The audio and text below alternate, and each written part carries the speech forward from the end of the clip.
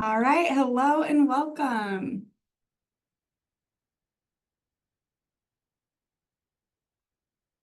It is noon and folks are coming right on in. Hello, hello. It's great to see so many folks popping in.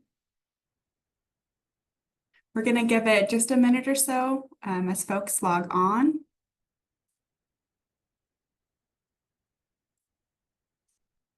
But as you're logging in, as you're settling in, we're going to have a little icebreaker in the chat. So if you could share your name, where you're calling from, and a favorite fall or autumn activity. So to model that, my name is Sarah Dexter. I use she, her pronouns. I'm calling from WashU's campus in St. Louis, Missouri. And my current favorite fall autumn activity is anything apple related. I'm very into like apple cider donuts, apple cider, apple flavored popcorn. It's very specific, but super into apple things right now. It's very Midwestern, very basic. So if you all would like to share your name, where you're from, and then your favorite, we can say seasonal activity because not everyone has the Midwestern fall that we're experiencing right now.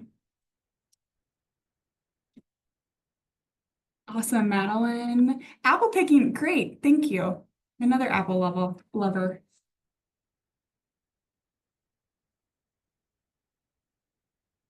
Bryce from Chicago. Oh, biking, Lake Michigan, gorgeous. That's so fun. Okay, well, I'll let folks continue to introduce themselves and share some of the things that you love. Thank you for engaging in that little bit of vulnerability. It's nice to know that there's like real humans behind this screen both ways. So appreciate y'all. So welcome. We're going to be talking about the Masters of Public Health program at the Brown School at Washington University in St. Louis. Today is September 24th. This session is being recorded. So if you catch it at a later date, that's when all this is taking place. All right, so we're going to start with some introductions. My name is Sarah Dexter. I use she, her pronouns. I am an associate director of admissions and recruitment at the Brown School. We also have Megan Gibson, who will be providing some tech support and responding to some of our questions that come through. So we're really excited that y'all are here today, and we're just going to jump right in. For some general housekeeping notes, today's webinar is being recorded. As you've probably noticed, a little pop-up on your screen. Closed captions are enabled and can be activated at any time. In Zoom webinar, we can't see or hear from the audience, and so we can't call on any raised hands. So with that, if you do have a question, please use the Q&A feature, not the chat, to submit questions during today's conversations. If you submit a question in the chat, we're probably not going to see it, so please use the Q&A feature. Some questions will be answered in the Q&A window by staff, by Megan, and some will be selected to be answered live by myself. If we don't have a chance to get to your question, you can always reach out to us via email at brownadmissions@woostel.edu. And so again, today's topic is an introduction to the Master of Public Health. And so we ask that you keep questions related to this topic. If you have specific questions that kind of go off of this topic or something very specific to your situation, again, please email us. We want to connect with you, but we have a limited amount of time and want to be respectful of everyone's time here. With that, we did also receive a lot of questions regarding the MPH application. And so we'll touch on a little bit of those, hopefully give you some general info, but please know that we do have an upcoming info session next month in a couple weeks on October 23rd. And that is going to be completely devoted to tips for your strongest application. So a lot of things are going to be answered there. So just wanted to give that sort of heads up. All right. So we know that these sort of info sessions can really bring in folks from a variety of places in their graduate school journey. So before I dive into our public health program offerings, I wanted to take just a minute to have us talk about like what is public health? So I'm going to have y'all go over to your chat feature again, which is on my screen over here. And so I'd love some crowd participation. When I say public health, what do you think of? What comes to mind? There are no wrong answers. It can be an idea, it can be a definition. Just really whoops, got ahead of myself. When I say public health, and don't look at the definition, what comes to mind for you?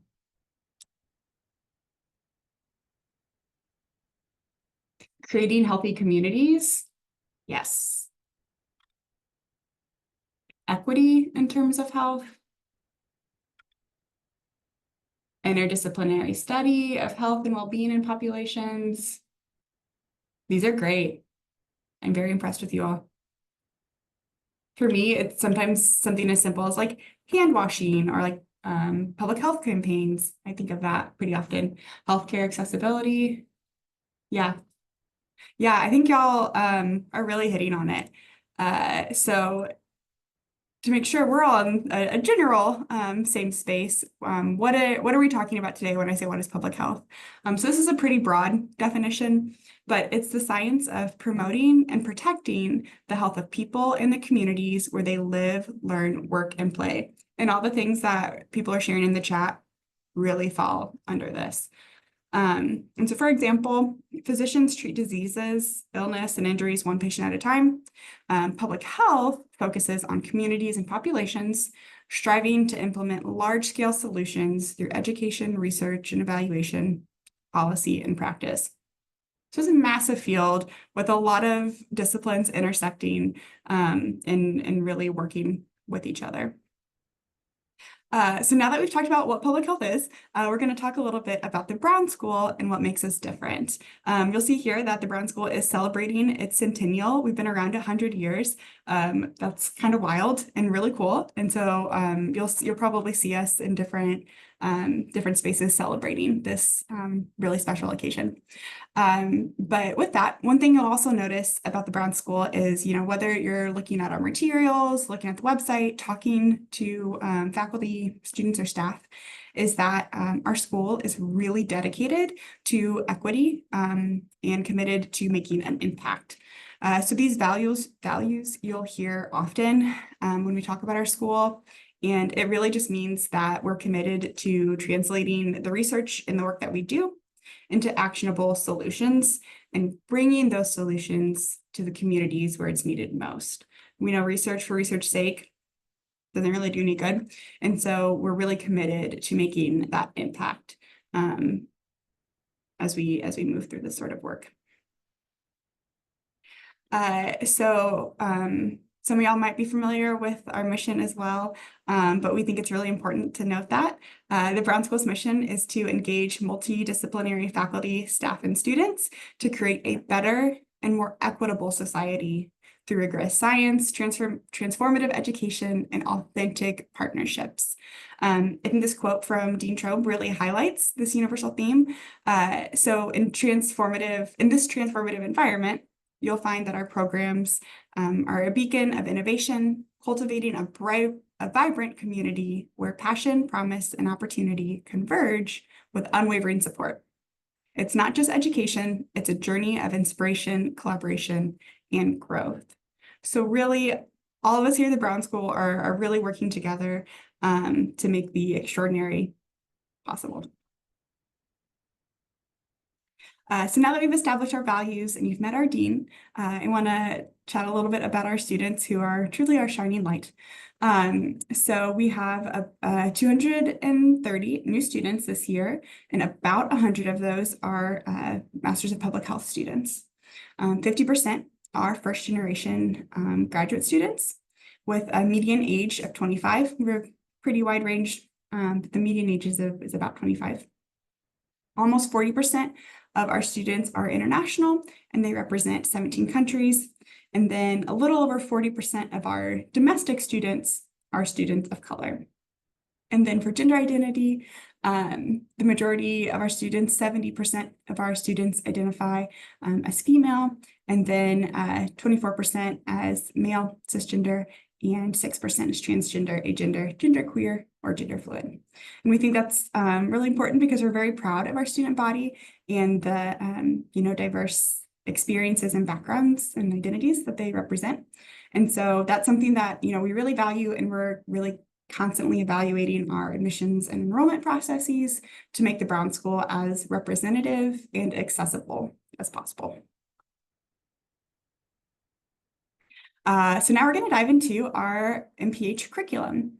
So as you may know, we are a 2-year program, 52 credit hours, 6 concentrations that are all STEM certified.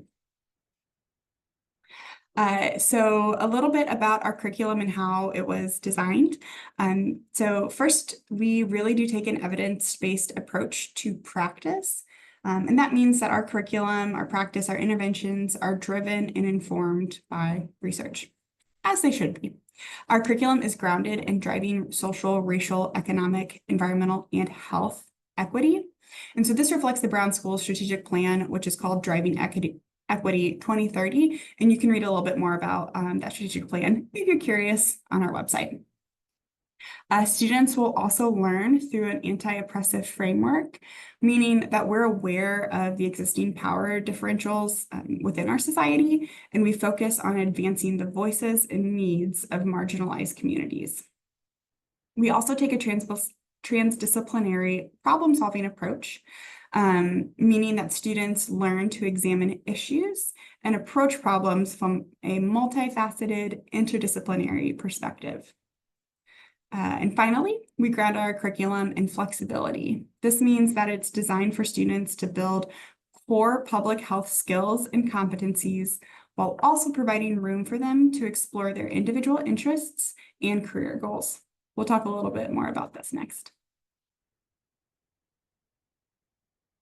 So as you can see here, again, our curriculum is 2 years.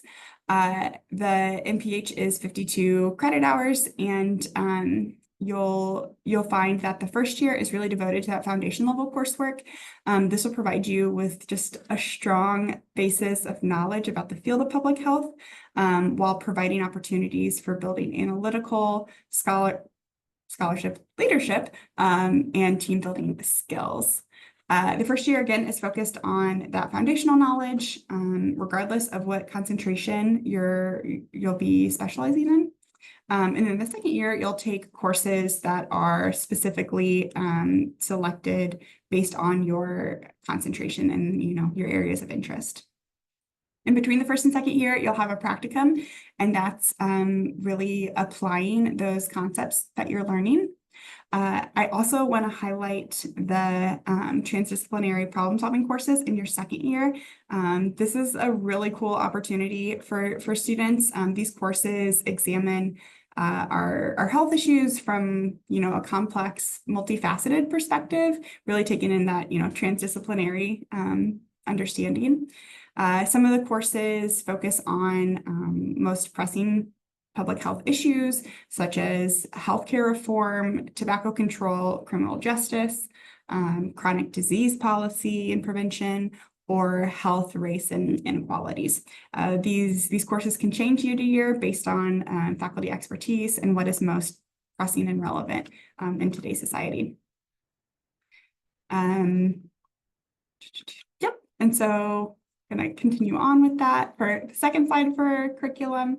A little bit more about this. In year 1, you'll also be enrolled in a public health seminar course and cross-cutting themes in public health. These are courses that every student takes during their first year. And then the second year, you'll be enrolled in an MPH capstone course. This course really culminates in a learning experience that demonstrates complex understanding of foundational and specialized competencies.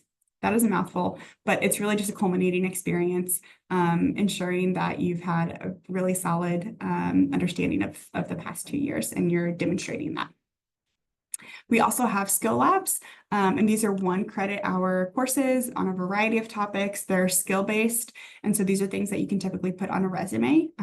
They're a wide variety of course options, from statistical analysis, data management, visualization, team leadership, grant writing, variety of topics. They can also change a bit year to year. Very interesting and pretty popular with our students. You'll also be required to pass the Certified in Public Health or CPH exam, and you'll be able to enter the workforce with those credentials that really indicate your knowledge and commitment to the field.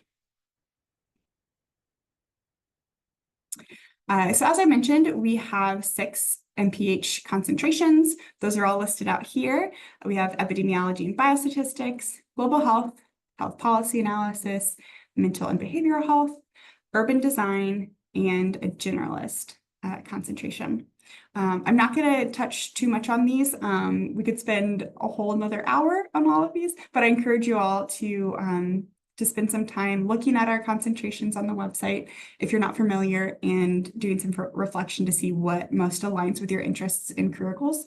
I do like to point out the generalist track. That one does provide the most flexibility to students if you're interested in something very specific or in a lot of things, and you're not totally committed to one specific concentration. It provides the opportunity for folks to kind of choose their own adventure within the field of public health. That said, all of these concentrations, regardless what you're studying, you are going to have a really solid foundation in public health to work in a variety of settings. So just because you specialize in EpiBio doesn't mean that you can't work in mental and behavioral health setting. You'll still have that really strong foundation that is very prevalent in the first year curriculum. You also have the option to complete a certificate in artificial intelligence and big data analytics for public health, or violence and injury prevention. In addition to that, we do offer dual degree options. You'll see here that we offer a MSW MPH, and so that is internal, that is within the Brown School specifically. And then outside of the Brown School, we offer dual degrees with other graduate schools at WashU. So public health and architecture, business, law, occupational therapy, anthropology, and medicine. So for each program, you will need to apply separately and be admitted separately to each program. They're completely separate processes, separate admissions criteria. Even for the MSW, those are 2 separate applications. And so when you're applying to a dual degree program, if you're interested in 2 degrees, you can either apply to them both now, or you can apply to the program once you're a current WashU student during your first year at the Brown School. So say you're interested in a law degree in addition to your MPH, you can either apply now, or you can apply to the MPH, be accepted, and then during your first year as an MPH student, apply to the law school. So next, we're going to talk a little bit about our academic and student supports. So we touched on this earlier, but all of our students are required to complete 1 practicum. And so that is 336 hours. We find that our practicum experiences are really important and provide just a wonderful hands-on learning opportunity for our students.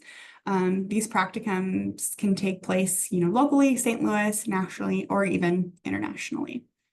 Practicum is typically between the summer, between your first and second year. And we have an incredible team of field education faculty advisors. You can see some of them here in this picture. You'll receive support, guidance, and advising from this office throughout your entire practicum experience. We also like to highlight that our students get to select their own practicum site in partnership with that site. As graduate students, we know the practicum selection process is pretty autonomous and self-directed, with structure and then a wealth of support available from this team and others here. So in practicum, you will be translating the theories and skills that you've learned in class into real-world practice. The issues that you'll engage in, as well as the personal connections you'll make, will serve you throughout your entire career. With over 400 diverse community partner organizations, you will find a practicum site whose mission aligns with your passion. Here are just a few examples of some of those sites.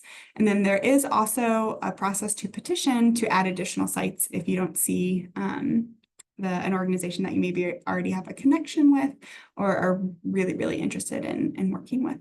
So we have a variety of sites from, the CDC, city health departments, CVS, all the way to St. Louis Area Food Bank and Centene Corporation. And these are just a few. Our website has even more options. And then as a student, you'll see the full array of options available. In addition to field education, the Brown School really does offer a holistic support and advising approach. There's a lot of people available as resources and who are actively rooting for your success. So you'll have an academic advisor. They support or are a resource for course registration, general academics, and then they also offer drop-in hours. You will have a faculty advisor. And so this faculty advisor can really offer mentoring opportunities, make connections for folks, and they can really make those connections from classroom to real life, like practical knowledge. Great sounding board for feeling out what sort of career opportunities might align with your interests, in addition to our actual career services. And then you'll also have a field education faculty advisor. And so they can provide some support for choosing a practicum site. They offer, conversation or kind of like processing when you're trying to decide what practicum you're interested in or support through the practicum process. And again, they also offer drop-in hours.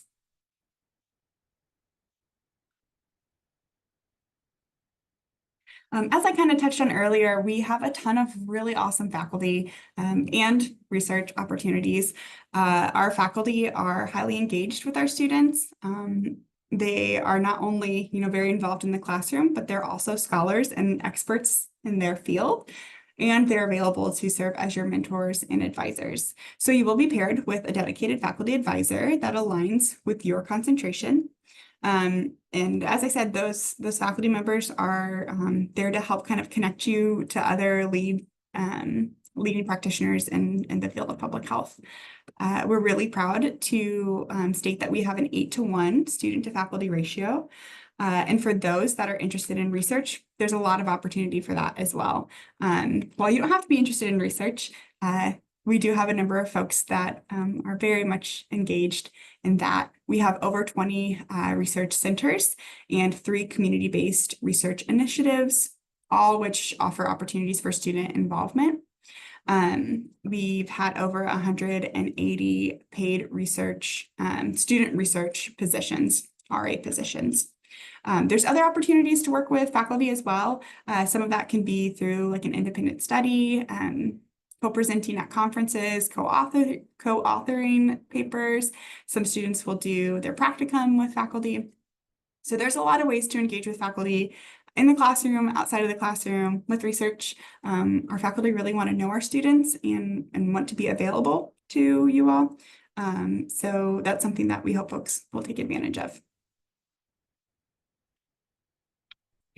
We also are very fortunate to have a dedicated partner at WashU's Center for Career Engagement. This person is focused on Brown School students and alumni specifically, which is pretty cool. They offer a variety of resources to our students. So you'll see that they have resume review sessions, one-on-one advising, career fairs, alumni gatherings. I know in the past they've also hosted like scholarship negotiation support, because we know that can be kind of intimidating as a recent graduate. So the Center for Career Services, or excuse me, Career Engagement is really available to support you as a student and then as an alum as well. So whether that's, your first day as a student or that's 5 years down the road, it is a lifelong commitment to you to support you in your professional growth. You've probably gathered from this point that the Brown School does really have a student-centered approach, from advisors to faculty and career services. We have all of these other departments and resources available to our students within the Brown School and across WashU campus. Hopefully it goes without saying, but we do really value our students and want to emphasize the amount of staff and faculty support that is available to our students. So here you can see we have an Office of Diversity, Inclusion, and Equity, Brown School Office of Student Financial Services, writing support, again, career, professional development opportunities, staff of student affairs at the Brown School. There's a number of student organizations at the Brown School and across WashU, Graduate Center, Brown School Library, Office of Global Programs, and the Stats Lab. And that's not all the resources. Those are the ones that come to mind most often, but we have a number of other resources available. I also want to take a moment and acknowledge that grad school is hard. The program really does take work. This probably isn't surprising to hear, but we know that that work is going to help prepare you to be an incredible asset to future teams, partners, and the communities that you serve. We know that our students are really capable of amazing things. And so we want to provide the resources and support here just to help you on your journey and help you be successful as a student and beyond. And so the last section is we want to talk a bit about funding. So we know that funding is often a top question for many of our students. So here you can see our tuition fees for the 2024-25 academic year. I do want to note that these tuition prices are for the total year and that those do typically change each year. So tuition for this current year is a little over $40,000. And then we do also note the total cost for, student health and wellness fees, activity fees, and student health insurance that you can choose to opt out of if you have health insurance available to you. We also wanted to point out specifically our international students have different funding requirements. Those are required by the university, and those are outside of Brown School. Those standards are set by the university. So they are required to provide proof of financial support that's related to visa processing. So in addition to the standard tuition, there is an estimated cost of attendance. And so that's like housing, groceries, books, that sort of thing. That's the cost of attendance, and that needs to be demonstrated to confirm that you have the financial support to cover the program and the cost of living. And again, this is set by the university. It's outside of the Brown School's decision making. And so you might see those numbers and get a little intimidated. We recognize that funding a graduate degree is a significant investment, whether that's at the Brown School or somewhere else. And so our Brown School students typically fund their degrees through a combination of sources. And so one of those is through institutional funding from the Brown School. And so everyone who is admitted into the Brown School and requests scholarship support will receive an award. Those scholarships are partial tuition and are based both on merit and need-based. And so if you want to be considered for Brown School scholarship, you can complete a scholarship consideration form, which is within the application, and we'll use that form in addition to your full application to determine your award. So again, I want to emphasize that those are partial awards. We're really proud and feel confident in the awards that we are able to provide to our students because we know not every program can offer awards to everyone. And we know that there is often a gap for students to find funding in other ways. And so we really encourage you to look for external grants or scholarships and to look early. You can, use different scholarship databases, the The Graduate Center at WashU's campus has an online database that you can use to look for different external scholarship opportunities. And then getting creative in your search, there might be scholarship opportunities that are more local to you in your specific city, community, state, that sort of thing. So just being creative early on is something we definitely recommend. Our students also often engage in part-time employment. They may utilize personal savings, family, or sponsor support. And then we also do accept federal student aid, as well as federal work study. I know that's noted part-time employment, but that's something for domestic students. If you are applying for federal student aid, federal work study can be granted, and we do have a number of federal work study opportunities within the Brown School. We do want to note that many students, work part-time, whether that's on campus or off campus. And so some of those on-campus opportunities are research assistant positions, as we stated previously. Others could be related to departments, so supporting IT, library services. Our office has student ambassadors. So there's another part-time opportunities available on campus as well. So next steps. So we have a couple of important dates coming up. You'll see all of our application deadlines outlined here. If you apply by December 1st, you will receive your admission decision and scholarship award by February 1st. So that's a really important date. That's a date that I want to highlight.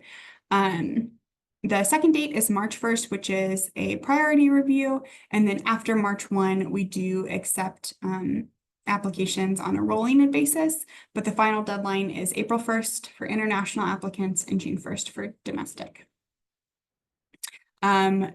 You'll see that there are a lot of deadlines here, but if you are interested in funding and that scholarship support from the Brown School, we really do recommend applying by that early deadline of December 1st.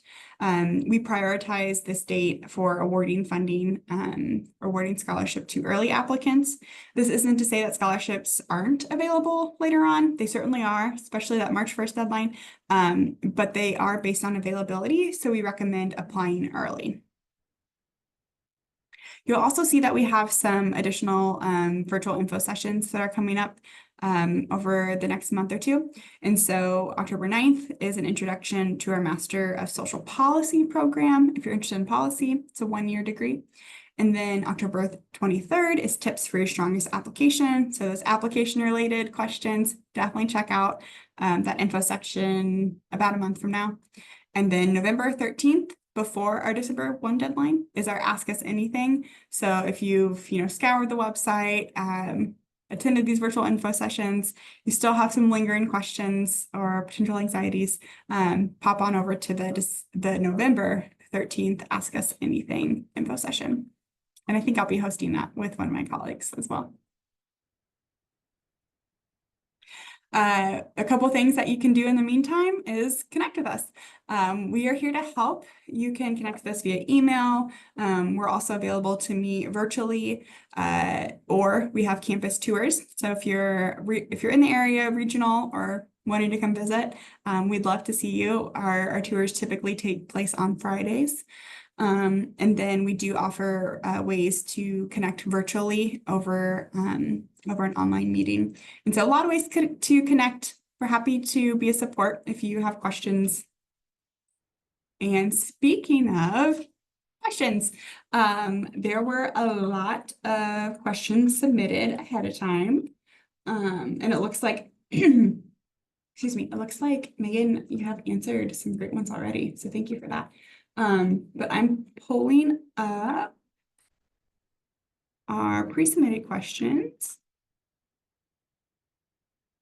Dive right in. So we have about 10 minutes, and I think we'll be able to hit on quite a few of these. So someone asked about job opportunities after graduation. So like, what are graduates doing now? we have, you can see a little bit more about this on our website, some more specific examples, but we really do have alums working in a wide variety of areas across the country. So regionally, both coasts around the world. The Brown School has a fairly large international presence. So from, research and evaluation, to program management. We have alums who are practicing medicine, and they may have like a medical background, but they're using their public health knowledge to make an impact at like a larger scale, like whether that's at a community level or decision making at a more national level. Others may work at local health departments, health education, or I mentioned like in policy. Like I said, it's a very large field. And so we have graduates that are really doing a bit of everything. And that's something that our partner in careers can always give you some more examples on what graduates are doing and make those sort of alumni connections. This next section is related to kind of like student life and experience. Someone asked, when are classes typically held? And what's the campus environment like? So this is a full-time program. Classes are typically held during the day, Monday through Friday, between 9 a.m. and 5 p.m. There are some very limited evening courses available. It typically depends on that specific course. It might be like an elective.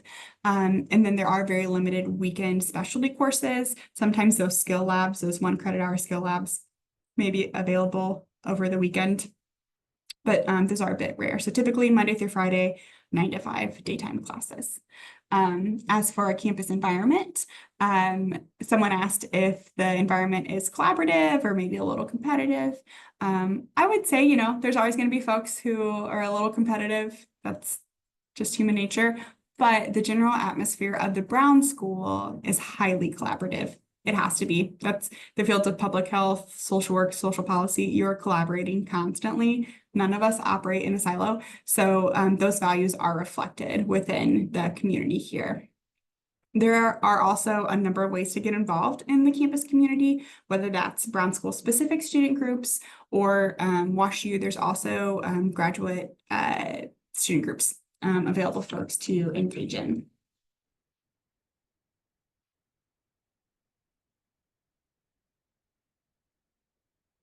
So I'm looking through to make sure that I'm not answering anything that Megan's answered already. Okay, great. We already touched a little bit on part-time jobs, but some folks asked if it was common for students to work while attending grad school. And so, yeah, I would say a good chunk of our students do work. Not everyone, but for some people, it is just part of life. They need to work to, pay rent, get groceries. And so a lot of our students do work in some capacity. I would say that my average 10, maybe 20 hours, but it really depends on the student and then that semester's kind of course load and workload. So pretty dependent on the individual, but a good chunk of students do work part-time. There are a number of part-time positions on campus that I mentioned earlier, and WashU does host a part-time job fair in the fall. So keep an eye out on that. When you're a student, there's a lot of ways to learn about different part-time job opportunities on campus.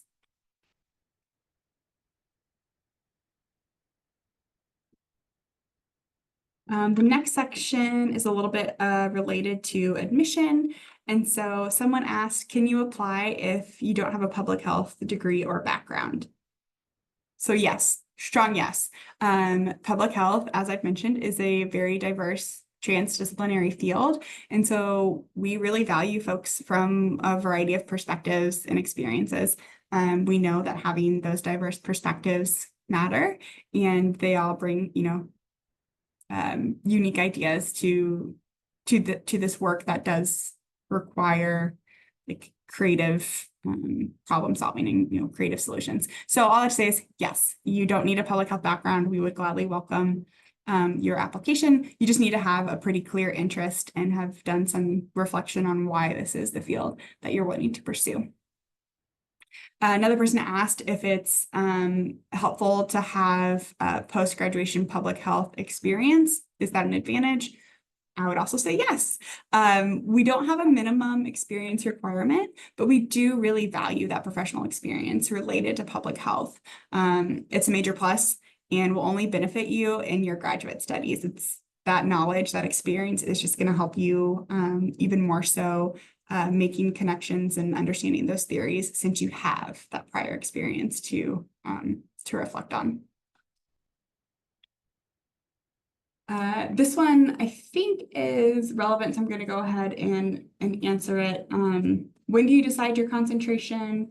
Can you decide your after your first year? So when you apply, you will need to indicate a specialization, or excuse me, a concentration. And so you'll apply to, you know, EpiBio, generalist, health policy, what have you. But we also recognize that you might not know of all the opportunities in public health. And so you might want to change that. Students can change their concentration during their first year. And so I believe the deadline is to change that by the second semester, but you have a little bit of time to confirm that's what you want to specialize in. If you're not sure, generalist might be a good way to go because that is the most flexible, but there's an opportunity to change that once you're a student here. We do admit based on program that's not specific to a concentration. So if you're admitted into the MPH program, you're admitted into all concentrations. Someone asked if there is like like how many students we admit. We don't have a traditional like admission rate because we do have just more flexibility in course offerings and faculty engagement, and because of our holistic application review process, there isn't like a cap, like there isn't only 30 seats available for our program or for a specific concentration. So with that, there's a bit more flexibility. If you're admissible, then you're admissible. Wow, Megan, you've really cleared a lot of those questions. That's fantastic. We have about 4 more minutes. So a couple application questions here. Someone asked what application material is the most important. And so I would say they're all important, but we do, as I mentioned, a holistic review of materials. And so, you know, if someone maybe has a lower GPA, maybe they attended school 10 plus years ago, that might not be as reflective of who they are now and their, you know, potential to do well in the field. We do look at all pieces of the application. So personal statement, resume, an online interview, letters of recommendation. We look at all of those things and look at those at an individual basis. So we're not comparing you to other applicants. As I noted earlier, we are going to have an info session on tips for your strongest application. We really want all of our applicants to put their best foot forward. We want you to succeed and to do well. And so you can certainly attend that session and get a little more insight into what we're looking for. I do want to note that we are really looking for, you know, content and materials that are crafted by you.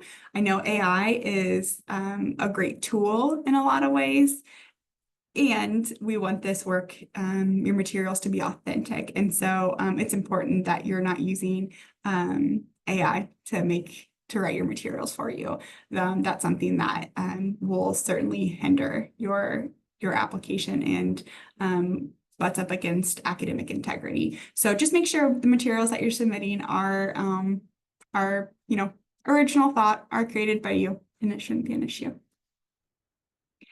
We have just 1 more minute, so I'm looking through to see if there's one last question that might be most important for us. And so someone else asked just about like general recommendations for the application. So really We just want to know who you are. We want to know your why. We really value our students as people, and we know that folks are coming to this work with a lot of personal passion and drive. And so within the application, we want you to really let that shine. What is your why? Why the Brown School? Why public health?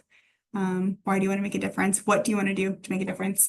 And I think that's really it's really apparent when people are authentic.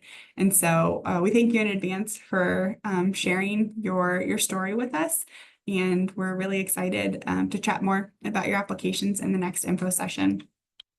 And so with that, I think we're at time. It's 12:45 in St. Louis, and so I appreciate you spending some time with us.